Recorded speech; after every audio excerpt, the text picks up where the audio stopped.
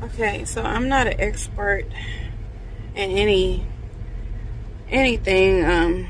I wouldn't call myself an expert in numerology or astrology, anything like that, but I do like look into it and I study it and like read, things that I find online. So I wanted to talk about the different house numbers and how it can affect you. Basically, how your address affects you and your experience in life living in that house. And so I have real experience with living in house number 9. I have I have a little series I'm gonna do, but house number 9.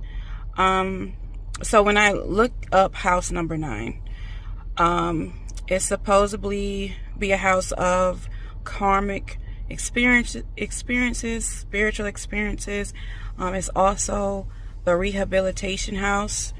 And then somebody else I listened to on YouTube, she said she's been evicted out of every every house that was number 9. Every number 9 house she has been evicted out of.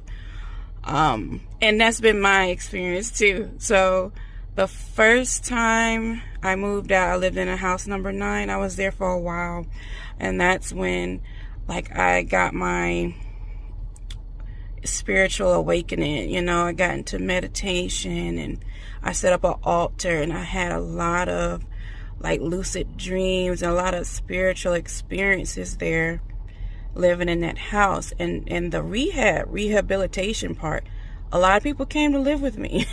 My father came and lived with me for a little bit. There were some women I had connected with online. They lost their place. They lived in Georgia. They lost their place. So I let them live with me for a little bit till they got on their feet.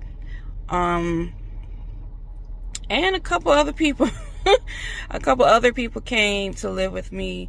It was short lived, but yeah, I have been like the doorway to a couple people moving to my area. So that's true. Now, so that's the first house, number 9. Then the second one is I was living in Texas.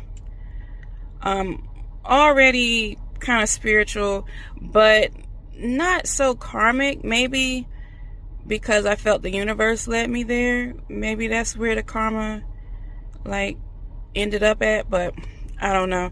It wasn't as spiritual as the first time, the first house.